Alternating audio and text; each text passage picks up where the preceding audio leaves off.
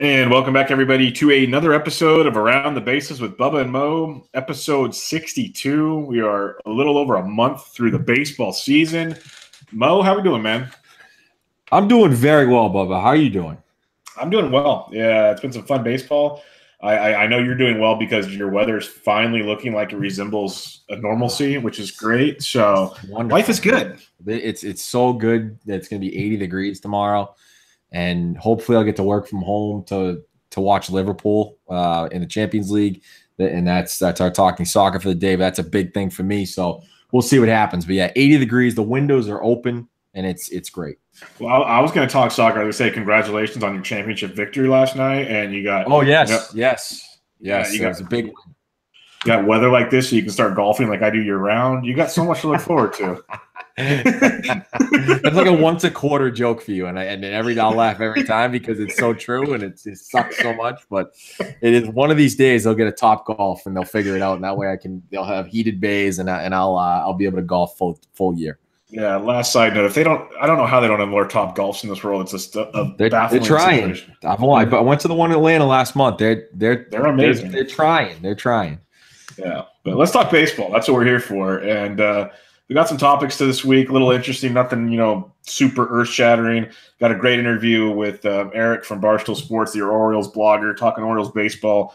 That'll be later on in the show, so stay tuned for that. But let's start it out. And, they're still only 13-14 on the year, but the Rays are red hot. They are 9-1 in their last 10. They had a big weekend series against this Boston Red Sox team, but it wasn't just because they faced them. I just want to mention that they're doing what the pesky Rays like to do, and everybody wrote them off for the first couple of weeks. And, you talked to our boy Yancey, and that's the main reason why I want to do this is we've been burying the Rays pretty much all offseason, and I want to give a little love back to the Rays listeners because they've actually looked really good. Wilson Ramos has woken up. Matt Duffy, you got this Wendell, Daniel Robertson, CJ Cron, who they traded, is looking really, really good. Even Denard Span's playing well.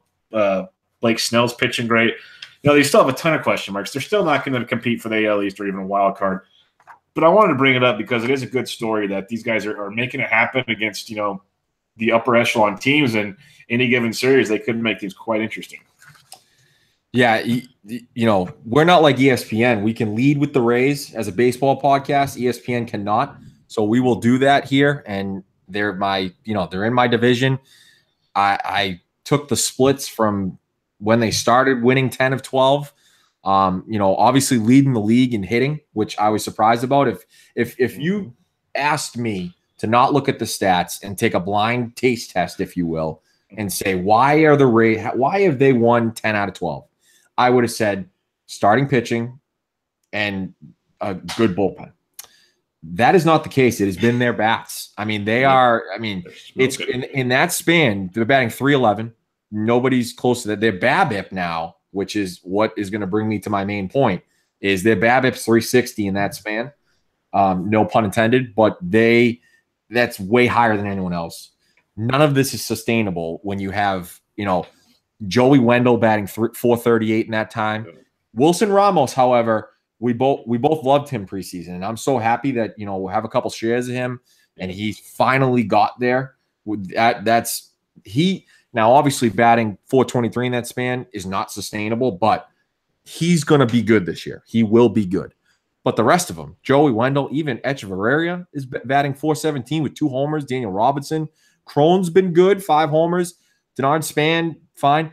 And also, if you gave me a blind taste test, I would have said Carlos Gomez would have figured something out. He batted .167 in that point. So we have to wonder how long that experiment's going to go. I know he's been good for the clubhouse, I guess, which is, again, another weird thing with this Rays team. But like you said, our boy Yancey, he gets to celebrate this. The guy Jason Collette that we had on, he's probably enjoying this. This is not sustainable. If I'm a betting man, and I am, I'm sure that I'll be taking them, coming up or betting against them. Now, having said that, Blake Snell, like you said, has been tremendous all season.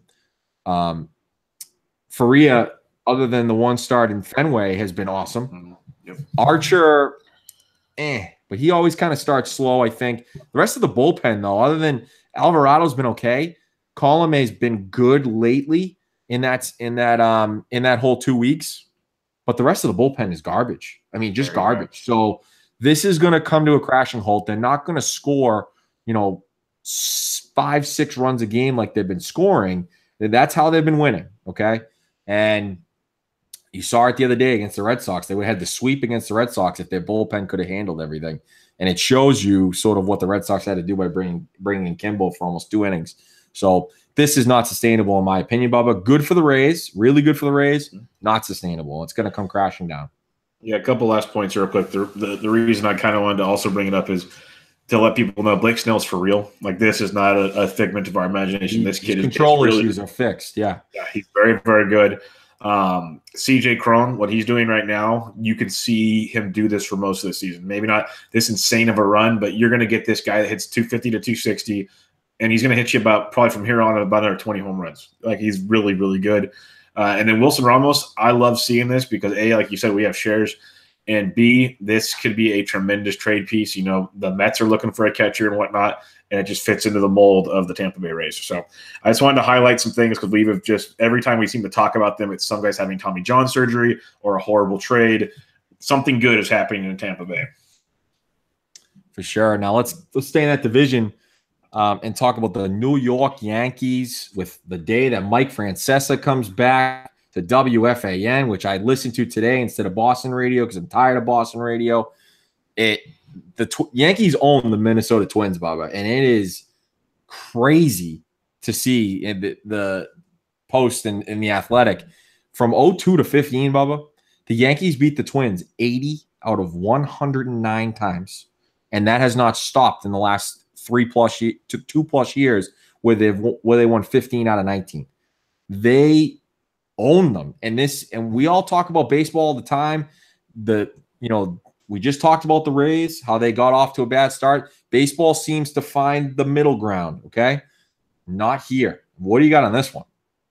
Yeah, no, I heard this topic brought up on the Effectively Wild podcast, and a couple days later, Posnanski came out with this article on The Athletic, and it is just insane because, like you said, usually in a long enough sample size, everything finds its mean. It's like, okay, a team might be 5-10 games better than another, but really most times it seems to even out. Like, if you ever look at career, head-to-heads, most things are pretty legitly close, at least percentage points wise. This is just pure, utter dominance, and it's going back for like a decade. It's insane.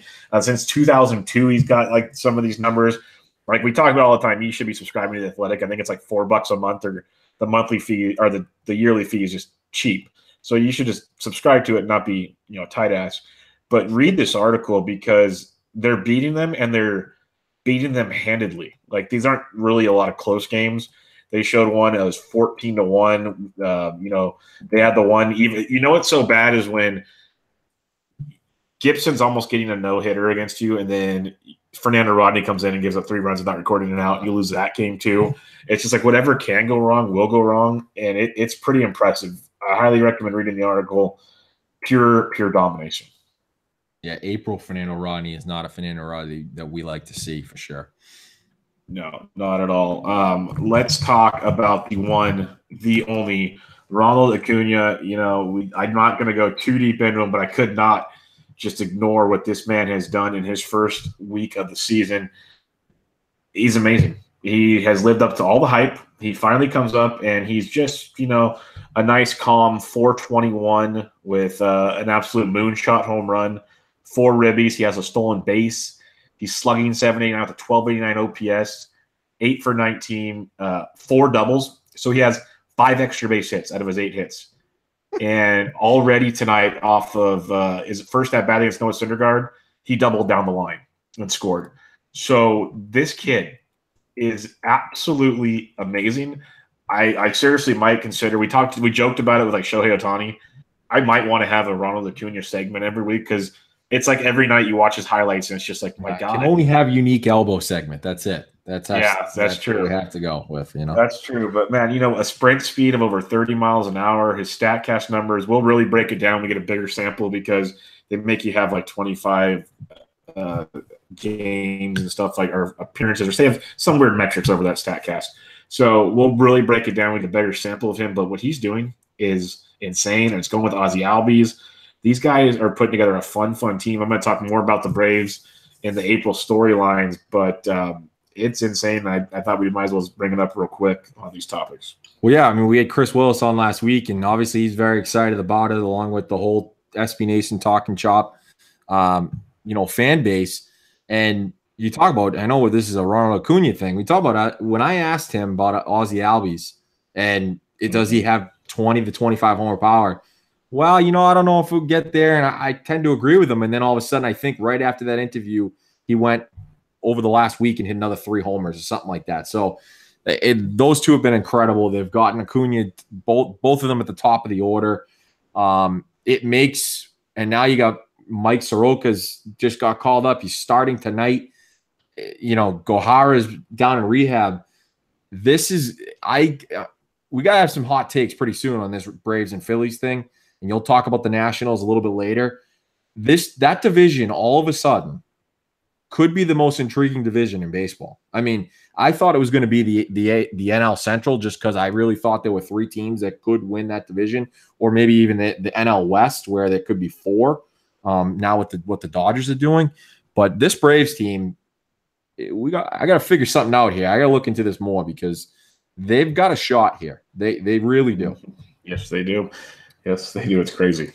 All right, let's get to Salvy Perez playing the Red Sox right now tonight on my TV to the right of me. But last week, they played the White Sox, the up-and-coming White Sox with Yoan Moncada, with Tim Anderson, with all the prospects in the world about to be up there. And Salvy did not like when Tim Anderson hit a home run, started clapping, yelling, running around the bases. He didn't like it at all. And the bench is cleared, and there was a little talking back and forth. What do you got on this one? Salvy needs to just calm down. Coming from the guy that very consistent, yes, coming from the guy that's always smiling and having fun, and they celebrate after games, and we've talked about it with the World Baseball Classic last year when we first started this podcast about the different cultures and the way they celebrate things, and you notice he was talking to more people in the Latin culture more so, and this is a young up and coming White Sox team. We've talked about how baseball needs to change its ways to adopt to the younger crowd. We talked about it with the Orioles last week. We talked about it today with Eric. Salvy literally, and it's funny because he's like the youngest guy left on the Royals mainstay. He's like 27. He's coming off like as a 40-year-old old man. He's coming off like, he's Jake Arrieta, this grumpy old man out there. And this is a very bad look, very bad look. He needs to just be quiet, go win some ball games, go celebrate. And the sad part is he's got to play these guys a lot this year. And Yoan Moncada and those boys, they're not going to stop anytime soon. And the way they're hitting the baseball, they might have some more celebrating coming up.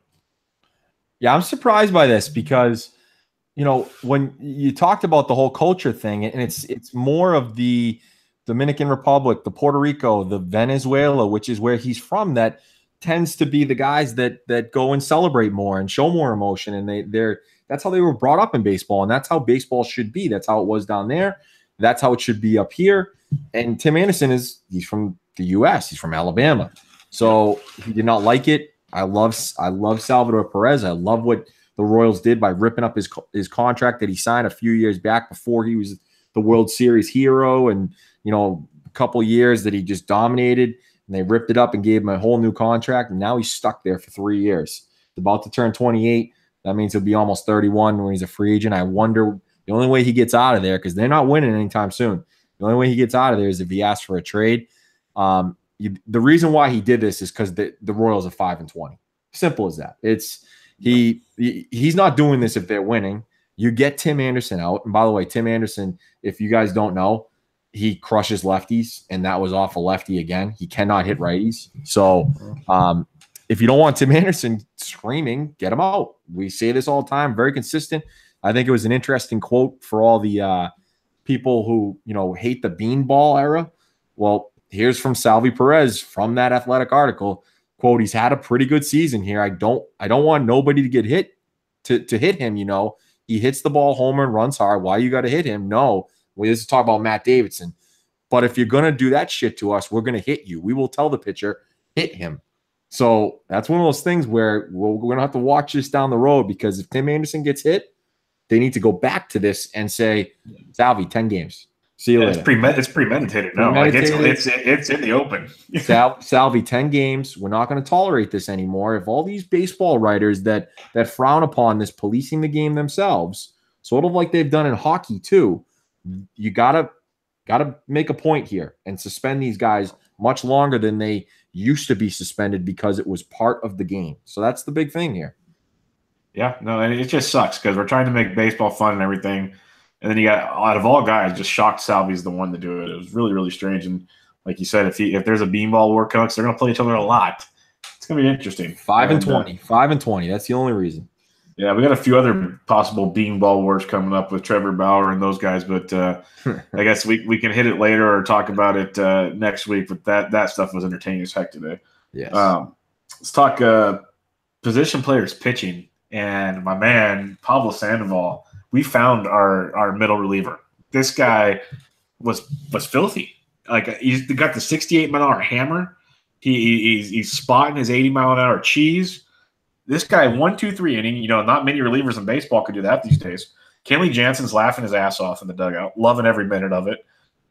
He actually looks really good out of nowhere. And what it brings up to, besides the fact it's entertaining to see guys like Bartolo Colon and Pablo Sandoval pitch, is Grant Bisbee, one of the funniest writers in all of baseball, but he's very, very intelligent. Like, that's what people get confused with him on, is they don't understand the humor sometimes. He's super smart, one of the better writers in baseball. Well, he wrote an article for SB Nation that made me laugh my ass off, because we talk about the unwritten rules all the time. And he says, well, they yell at you for bunting to break up a no-hitter late, because, that's like, giving up in a way, and you shouldn't be doing that, and blah, blah, blah, blah, blah, defend the play. Well, if you bring a position player into pitch, isn't that kind of like giving up, and it should be a part of the unwritten rules? Just want to hear your thoughts on that, because it's a great philosophy just to kind of turn the page on the situation. And I thought it was genius. I never would have thought of it, but it's genius. No, I had to read it like 3 times. He was like, well, if you bring them in losing, that means if you bring them in when you're winning, you're like really just showing up the opponent. And it really, my mind was in a pretzel when I read it. So I had to like sit down for a second and be like, I don't understand. What is this? I mean, I laughed. I think I saw the when he was pitching, and it might've been like a 69-mile-an-hour curveball or something, but it had some nice curve on it. Yeah, it was legit. It had some nice spin rate on it, if we will. And I just started laughing and crying, I think, at the same time, because we're now paying Pablo Sandoval to pitch in mop-up duty in a 15-5 game out in San Francisco. That's really how I took this. And you're right. I thought the Grant Bisbee article was hilarious. It put my mind in a pretzel for sure. I do follow him on Twitter. I probably haven't followed him as long as you have, but a very interesting take from him in that whole article. And like I said, maybe I'm not the smartest guy in the world, so it took me a couple times to read it and be like, did he really just write this whole thing and just throw this out there? Because I'm lost here. I'm lost. That's what makes Grant. It's what makes Grant great. He basically wrote that article and threw the middle finger up at a lot of philosophy. That's basically what that was. Like, you guys that are trying to ruin baseball, here you go. Have fun. Figure it out. Yeah, that was crazy to me. But let's get to this before a couple of our April storylines here. The Chicago Cubs went and swept the Milwaukee Brewers this weekend. Huge sweep for them. I think they shut them out, 2 or 3 times? Yeah, twice. So that starting pitching is coming into form a little bit. I think Quintana started terribly. He's going to be fine. Lester has been good. Peripherals say maybe a little bit worse than that. Hendricks has been normal Hendricks with his ground ball rate. And I think Tyler Chatwood has really been the guy. Those road splits from Colorado, that's been the real thing. I threw this one on there late today, but the Cubs rotation's coming along here, Bubba. Yeah, it slowly is. Hendrick gave up a couple homers already tonight, but the wind's blowing out like crazy, so I'll let that one slide. But yeah, Chatwood is getting a lot of those doubters to be quiet here early on. Darvish looked a lot better. It's one of those things we've said, and again, we talked about it with Eric. it's early. We need to slow down and let guys that are still kind of figuring things out. A lot of these guys in new places, it's not easy to acclimate themselves to these situations. But yeah, Lester's looked good, and it was a story we talked about a lot last year, and we were worried about this year. If that rotation's good, they're going to be very, very challenging. I can't remember where I saw it today, but they're on pace to win 100 games right now. And obviously cold streaks can happen, but to me, they haven't even really started dominating. Their offense is kind of cold. Rizzo's batting leadoff tonight to try to spark him from like last year. He's not doing much. Bryant overall, he's okay. He really hasn't been the Bryant. Well, Contreras batting cleanup most days, has 1 homer and 7 ribbies on the year. Their offense as a whole has not been good. So the pitching has really held it together for them. They've looked really, really good with that. And if they get those bats going, the way we see the Yankees and your Red Sox and some of these teams dominating, the Cubs can be right there, and it'll feel like 2 years ago when all of a sudden like it's theirs to lose. Unlike last year, it was like, can they even make the playoffs? So they're really close to being that dominating team again. Where preseason we were kind of worried about them this year, where now not so much. Yeah, completely agree. So Bubba, let's get into our April storylines. We got 3 each. I'll start with my AL one, and the first one is we've got four of the playoff teams set. I think this is. I know you just talked about it's a long season and things can happen. I am 100% positive that you're going to see the New York Yankees, the Boston Red Sox, the Cleveland Indians, and the Houston Astros in the playoffs. Those were everybody's predictions. So it's not a hot take per se, but it's April. And you see what's happening in the NL right now with the Dodgers and the Nationals, which we'll get to in a little bit. These 4 teams are 100% going to be in the playoffs. And it's just going to come down to who wins the AL East for that wild card spot, because it's a 1-game playoff in baseball. Anything can happen. The Twins almost had the Yankees last year. So really anything can happen there. So that's the big storyline that we'll talk about the rest of the year. But I don't need to go in depth on this. It's set with those 4 teams. Yeah, they're dominating, and it's not going to look like much of a challenge. The wild card could be interesting, though. That's about it. Yep. I'm going to start it off with the Arizona Diamondbacks, and they've had a amazing start to the season. There's no sugarcoating that one.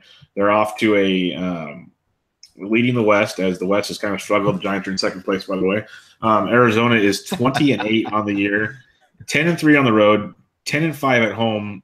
And the crazy part about this is they've achieved a feat that hasn't been done in over 111 years. They won every series this season. That's one of the craziest things I've ever heard of. Teams can dominate, teams can go on winning streaks. They have won every single series they played in, which means there's no slumps. There's no big losing streaks. Mojo stays good. That's all fine and dandy, and that is awesome. And this team's playing really well. A.J. Pollock, 3 homers last night, 9 on the season. Goldie's doing Goldie things. Peralta just got hurt last night. Jake Lamb should be coming back. Offensively, they're kind of where we thought they were going to be. Not too many concerns. But Taijuan Walker is now gone for the year. Robbie Ray has an oblique injury where he's going to be out at least a month, most likely 2. Now we get to see what the D-backs are all about. Boxberger's been great out of the pen. Archie Bradley's been great. It'll be interesting to see if they can hang on to this, but I did want to bring up that is an amazing feat that they've accomplished. 20-8 is the best record in baseball this year, right behind the Boston Red Sox. So outstanding start by the Arizona Diamondbacks. Some team in the Northeast. Oh, okay. All right. A team that just lost 2 out of 3 to the Tampa Bay Rays. Yeah, we won 7 out of 8 early in the season. So, listen, they're incredible. Their offense is great. I think the bullpen has been the big surprise. I think we all knew what Archie Bradley was going to be. And I think we knew that Boxberger obviously had the potential to be what he is doing right now. But the rest of the bullpen's been great. It could be sort of an Orioles or Royals situation from a couple of years ago where we don't think much of the starting pitching, and then all of a sudden, it's there. So, listen, they didn't wait last year with JD Martinez. I don't think that my guy Mike Hazen is going to wait this year either to go get a starting pitcher. We don't know how long Robbie Ray is going to be out. They're still going to need a 5th starter either way because Taijuan Walker, like you said, is going to be out. So you wonder what teams are out, who he can hit up. Obviously Cincinnati's out, but they don't really have much there. Oakland's still sort of in it. The Rangers, I mean, maybe, it's Cole Hamels. I don't know.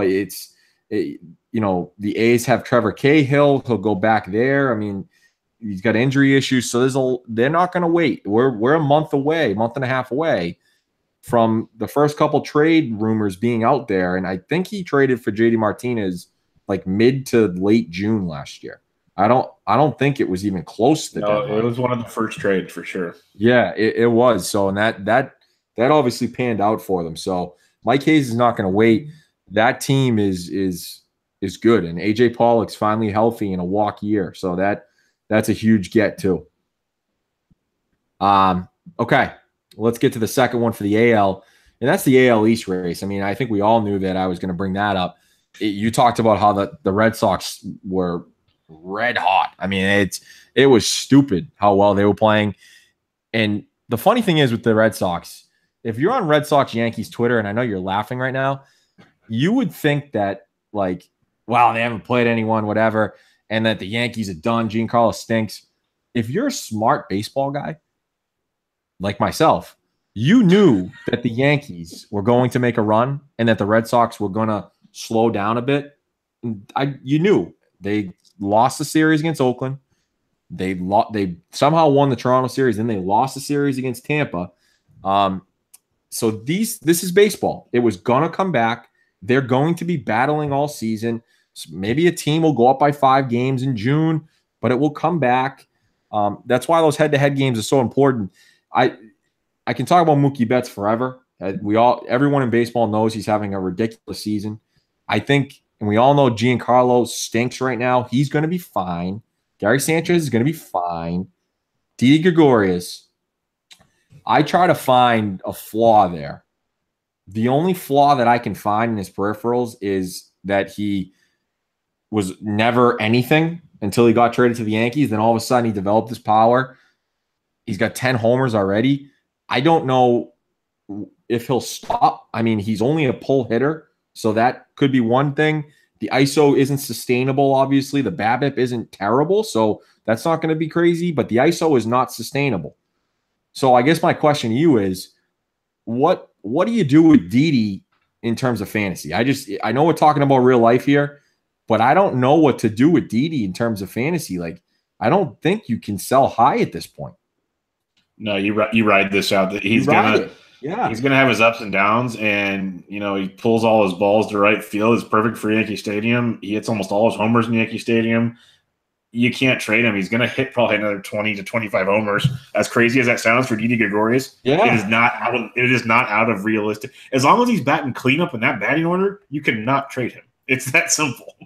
Like I said, I mean, it's a crazy. 280. It's a 289 BABIP. He walks 15% of the time, only strikes out 13% of the time. The main gripe here is his ISO is 408. That's not going to sustain. It's not going to be like that. So I can't find a flaw there, and that's why I think the Yankees are so dangerous in terms of their lineup, because it's been him and Judge, and then like I mentioned, Sanchez, Giancarlo, Brett Gardner have done nothing, like literally nothing. Like Gary Sanchez at least has hit a little bit of power. My main question with the Yankees, and I know the Red Sox have bullpen questions. It's always been my thing, but Thornburg's coming back, so we're okay. That rotation, how long can CC stay healthy? Sonny Gray has only gotten out of the 5th inning twice. I mean, he has not been good. Severino's great. We all know that. Montgomery's been fine. It's Tanaka has been up and down. He's had a couple of really bad starts, but he's got 4 quality starts. So that's the question is, they really missed out on Gerrit Cole. Yes. I mean, think of that. If they had Gerrit Cole, whoa, baby. So that race, I don't have to tell anyone, that's the best race in terms of I know everyone hates the Red Sox Yankees. It's the best race in terms of division winner. And I don't think it's close. And it's as much as it sucks, it's good for baseball. And yes, those two are going to just battle back and forth. We could probably do a monthly recap every time, and it'll be like maybe the Yankees will be in first next month, and then the Red Sox the following month. And there'll be a few games apart, and they're just going to battle it out left and right. It's going to be crazy. By the way, obviously I'm a Red Sox fan. if I was neutral, I mean, I might make the case that the Yankees could jump them because of just some of the starts by their guys. It's just insane. And the Red Sox, everyone has sort of started hot other than the bullpen. So it's certainly going to be interesting. Yeah, no, it's going to be a fun battle to watch. The Yankees offense is tremendous. And like you said, they're not even all clicking on all cylinders. So that's going to be terrifying. But yeah, both are really good. Nothing really to add to that because, yeah, it'll be fun to watch and see how it goes. But let's talk about a couple struggling preseason favorites in the National League. We'll start with the Washington Nationals, 13-16 to start the year, 4th place in the AL East. And, they're battling injuries all over. Eaton's been injured twice. Rendon's injured. It's just been an ugly deal. Zimmerman's been up and down, but not great. Turner's finally running. Harper's getting walked all the time because why pitch to him? He's leading off on Tuesday, for crying out loud. After a recent start, a couple of interesting comments from Strasburg is, I gave it everything I had today and it wasn't good enough. I'll live with that. And it's a new day tomorrow. If we can get 25 guys to do that, that would be huge. Basically saying not everybody's giving it all. Another quote from after that game, it says Strasburg with fervor after the game. As long as we fight till the end, if we do that, then whatever. I gave it everything I had today and it wasn't good enough. I'll live with that. It's a new day tomorrow. If we get 25 guys, so on and so forth. They just expanded on the quote. So Strasburg is pissed is the nice way I'm going to say that. He's not happy with the way things are going. Harper came out today saying we're an average AAA team, which is not good. So there's a little bit of animosity or frustration, or I don't know what the right word is in the dictionary, but it's not good in Washington because we already kind of hinted on it. We're going to talk about them on my next point. The Braves are looking damn good. The Mets are playing well, and the Phillies are looking good. So it's not going to be a cakewalk for Washington. And if they don't figure it out soon, and yes, they're getting guys back shortly, but they always have guys with injury problems. So they're in a world of trouble. And the other team I want to bring up is those Los Angeles Dodgers, 12-16 in the National League West. That's good for 4th place right now, 8 games behind the Arizona Diamondbacks. They are a mess. Kershaw doesn't look right, and some may say it's the first month, so on, but he just doesn't look right at all. He's been very, very hittable out there. They just lost Corey Seager for the year. They've been battling other injuries. Puig's now on the DL. Most of their guys aren't hitting the baseball the way that you'd expect them to. Turner's gone. It is ugly in LA, and they're just trying to tread water right now, and they're having trouble doing that. So 2 big-time favorites. I wouldn't be shocked if one of these guys actually missed the playoffs because of some interesting developments, given it's 1 month into the year, and both can make insane runs. The Dodgers started out very slow last year, and we know how that ended up. But this Dodgers team feels a lot different, and we said preseason their depth could kill them, and it's showing up right now. So the Nationals and the Dodgers, kind of opposite of your AL East being so dominant, these two teams are struggling in a bad, bad way. Yeah, starting with the Nats, I'm not worried only because, no Daniel Murphy, no Rendon, and because of that, Bryce gets walked. So he's got no protection. He's walking at it. He's getting the Barry Bonds treatment right now. He's walking 30% of the time. Even though, like you mentioned, that division is much stronger than it was last year, I think the Nationals will be fine. Having said that, the Los Angeles Dodgers, with all the injuries they've had, and the sad thing is, Bubba, I know Kershaw isn't right, but that rotation's been fine. I mean, Ryu's he's finally healthy, and he's throwing real well. Maeda's fine. Wood, like I mentioned a few weeks ago, he's started pretty well since I mentioned kind of buying low on him a little bit. I know his velocity's been iffy, but I don't think he needs to be a huge velocity guy per se if he can locate that sinker. And then Walker Buehler's been okay first coming up, and Rich Hill will come back. The bullpen's not been great. That's been their strong suit. Kenley Jansen, is he hurt? Is he not hurt? I remember watching one of his saves, and he had let up a double, and they showed him on the screen, the corner of the TV, kind of passing by, showing the guy on second, and he was pissed. He was pissed, and he ended up getting the save. So he might be just okay. It's just he's having a little, mechanical issues right now. I'm worried about the Dodgers, and it's because that Diamondbacks team is really good. It's because your Giants team is treading water without Madison Bumgarner, without Jeff Samardzija, and Johnny Cueto looks like the Johnny Cueto of old. And the Colorado Rockies have a tremendous bullpen. They'll always have a good offense. And John Gray's had a couple good starts since. I've always said, that's my guy, John Gray. I don't care where he pitches. He could pitch on the moon, okay? He's still going to be John Gray to me. So that division, I think, is still tougher than the NL East because there's too much youth in a couple of those NL East teams. So I think the Dodgers, 1 month into this, could be in trouble. Big time. But it's really up to Kershaw. It's up to that bullpen to figure it out. And it's up to them to get healthy. And maybe I don't think, Bubba, and I'll ask you this question. I don't think that they'll ever, punt a season. But Andrew Friedman is not a guy that goes and trades the entire farm. He's the former Rays president and GM.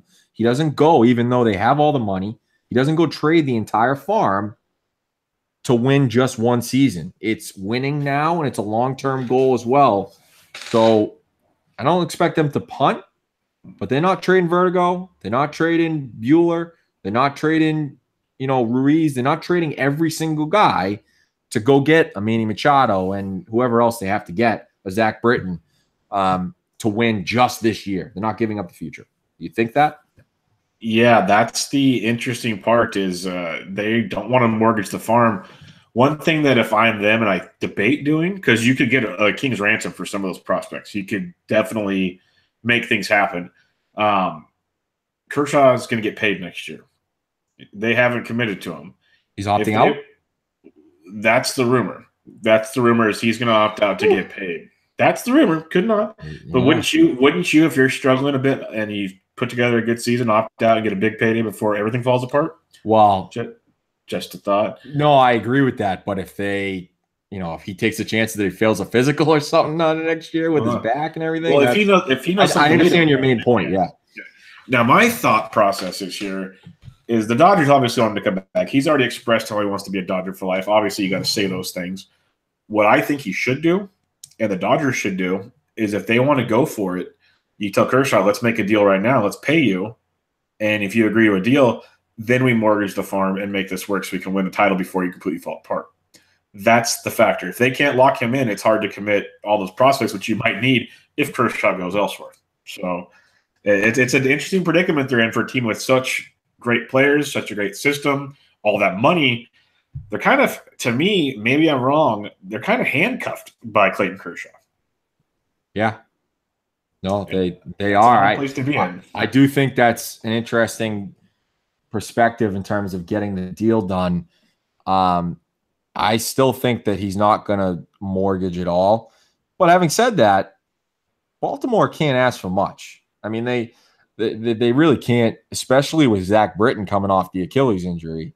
They can't ask for a ton. Maybe the Dodgers give up the fifth or sixth best guy, which would be probably might become the Orioles' best prospect. That's how deep the Dodgers are, and the Orioles aren't. So it's a tough one, but we're close. It's only 1 month, but man, Dodgers do not look good. Not look good at all. Nope.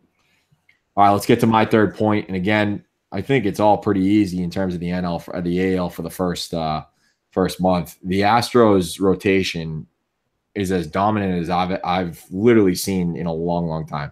I really do believe that. I mean, the worst one right now is Keuchel, and he's got a 4 ERA right now. And he'll figure it out in a contract year, hopefully for his sake. But Gerrit Cole, Verlander's, I can't believe how well Verlander's pitching, Bubba. I really, really can't. Maybe it's the pine tar that Tyler Bauer has been talking about.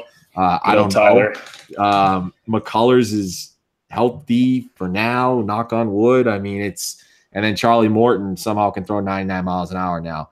And they're just head and shoulders the best rotation. They got 3 guys at ERA under 1.73, which is just stupid.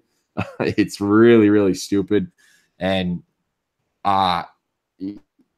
pitching wins World Series. It does. and which scares the ever living shit out of me as a Red Sox fan, and it should scare everybody else in the AL. It's crazy to think, because I know it's different when you get to the NL and baseball is baseball, whatever, but the AL compared to the top heavy NL teams look like head and shoulders. They have like the best, maybe 2 or 3 teams, but we all know it doesn't work like that. So, because both leagues are different till you get to that World Series. I just can't believe that their rotation is actually this good and that they stole Gerrit Cole from Pittsburgh. I can't believe it. Yeah, I was reading somewhere that Pittsburgh trade, that's only been a month, may go down as one of the worst trades in the history of baseball. Like if this keeps happening, and I believe, don't they have him for like another year or something? Or Cole, they have Cole for one more year. That's what I thought. Yeah, one more year. And it's like, if he does this for this year and next year, we've already mentioned why this deal is so great. Because say they lose Keuchel, big deal. Like they already have so much in the bullpen that can start with Peacock and McHugh, and they have guys in the system. It's a loaded system we talked about before. It's just crazy. But that deal for Gerrit Cole is just it was blind. He stole the blind. It was ridiculous. And then you got the staff as a whole: Verlander, Keuchel, Morton, and McCullers, all just pure filth. I'm waiting for them to start using that philosophy I mentioned, how they can kind of manipulate the 10-day DL to keep guys healthy, ready for the postseason. They have so many things going well for them. I agree with your point on the top teams in the AL being better than the NL. I could definitely see that. But yeah, we'll see how it plays out in the playoffs, because that's a whole different ballgame. But it is crazy the dominance they've had on it. Because for a while there, you had the Yankees and the Red Sox, but it seemed like the National League always kind of had that maybe more powerful team. That's not the case anymore by a long shot. So the Astros, I don't really need to go into the stats or anything. They've just been pure filth on the mound. And honestly, I don't see it changing barring a catastrophic injury, which I don't wish on anybody. Yeah, Gerrit Cole is going to be 29 when he's a free agent. I mean, it's paid. I mean, is it the Phillies? Is it like who are we talking about here? The White Sox going to throw some money at him. And it's also mind-boggling how the Pittsburgh Pirates could not figure out that he should just really just throw his fastball less, and his slider more. I don't really understand that. It took them so long for them to figure that out, and all of a sudden he gets to Houston and now he's striking out 100 guys per 9. I can't believe it. Yeah, it's pretty crazy. My last topic is, and this is just kind of a fun one. We've talked about them like 4 times already, it feels like, on the podcast, and we'll talk about them, I think, every week. But the Atlanta Braves are crazy. They're dominating, and they're young as hell. I have their roster pulled up right now. And when they called up Mike Soroka today, he was born I don't know your exact birth date, Mo. Sorry. I know you're younger than me. But Mike Soroka was born on August 4th, 1997. Oh. He was almost born in the 2000s. It's 11 years younger than me. So Mike Soroka is going to be 21 this year. He's 20 years old. That is crazy. So yeah, you're just a few years younger than me. Ozzie Albies, January 7th, 1997. So he just turned 21. And the kicker, the guy we talked about, Ronald Acuna, December 18th, 1997. So he's 20 as well. They have 3 of the youngest players in all of baseball in the major leagues right now. And they're all, at least Albies and Acuna, are the number 1 and 2 hitters in the lineup and could potentially be all-stars this year. I'm not even thinking – I think Acuna, if he keeps doing what he's doing, Acuna could be an all-star. It is ridiculous what they're doing. Soroka's looked very good in his first start. And if you go up and down the rest of their team, Newcomb was in 93. Freeman's only in 89. He's not even that old in the grand scheme of things. You got Camargo and so many. Dansby Swanson, 94. This team is young, and they have so much talent still in the minors, and they're fun to watch. I hope they don't play Salvi Perez anytime soon, because that would really be a downer. But this is a good team, and you kind of mentioned it earlier, the way they're playing. If they keep Soroka up there, they got Fried in the bullpen. They got some more pieces they can call up, maybe a trade or two, because they kind of look like they're ready to maybe spend. Chris Willis mentioned that they're not necessarily just settling for a mediocre year.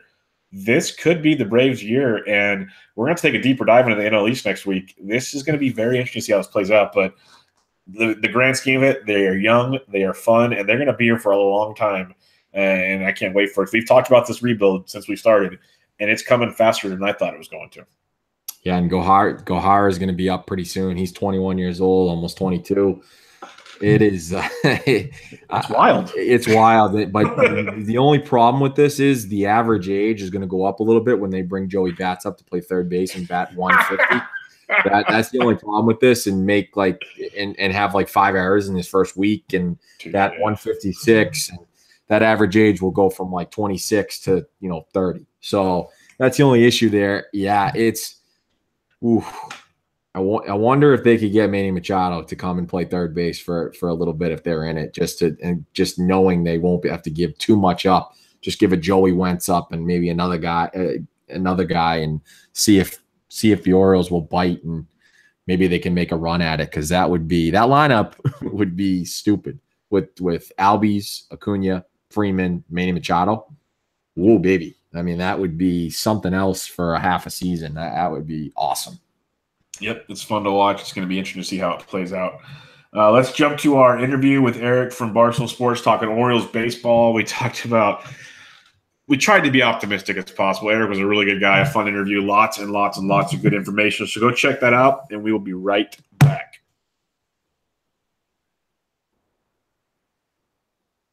All right, Mo, what did you think about Eric's takes on the Orioles? Looks like it's going to be a rough go of things.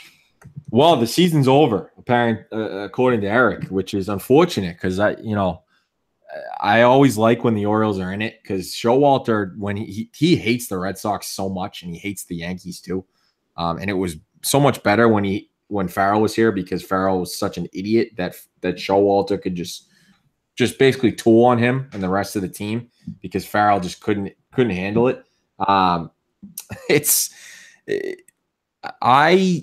I disagree with them with the fact that, I understand that they were still in it, but for him to say that they were going to get Bregman that was wild. For out of nowhere for Britain, we thought it might have been a maybe Tucker, but probably not. But like a Derek Fisher, and a few other guys, and that would be it.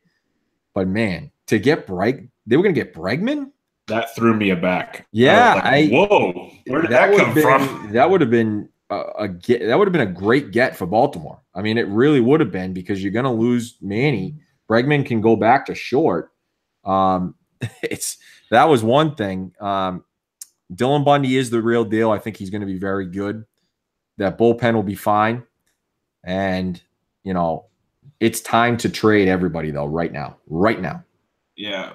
One thing that surprised me outside of those, the Bregman thing, was probably the take-home message of wow, what could have been. And that just kind of goes to show what we talked about last week about the front office kind of being in turmoil or in flux, or however you want to describe it, is you almost think the younger kids, if they had full say, might have made that deal. Because that seems to us, I know we're looking in hindsight, this might have been when Bregman was still struggling a little bit. It still seemed like a no-brainer. It seemed pretty freaking simple. Do you know what the funny thing is? And I'll have to look it up again, and maybe we'll talk about it next week. I thought that it was Jim Crane, the owner of the Astros, to pull out of it. Well, that's what I think it was, because he mentions the physicals, and I guarantee you Britton might have had an issue. So that whole Bregman thought makes total sense now, because if Jim Crane's pulling out because we're not trading Alex Bregman because Britton is going to tear his Achilles in December, then that makes that rumor, that thought from Eric makes total sense now. It's incredible. It's pretty crazy. I didn't see it coming. And the last thing I got is I talked about it last week, where the hell Brady Anderson come from. He gave a lot of great information there that I had no idea he had that much going on. I thought he was kind of just slowly filtering in and whatnot. The fact he's been doing what he's been doing for so long, I was quite surprised about that. And we got a half-hearted acknowledgement about how the 50 home runs came to be. Yeah, right. Exactly. Yeah. Yeah. Hard work, dedication. That's what we got. Exactly. And also the whole Duquette to Office Space was perfect. So Duquette, that was amazing. We're about 2 months away from Duquette being in the basement, and about to burn down the building, and saving probably, I don't know, Angelos' son from stealing from his dad. I don't know. But that's what we're about to have. So let's get to down on the farm real quick. We just got, 2 things today. We'll have a little bit more next week. It happened today.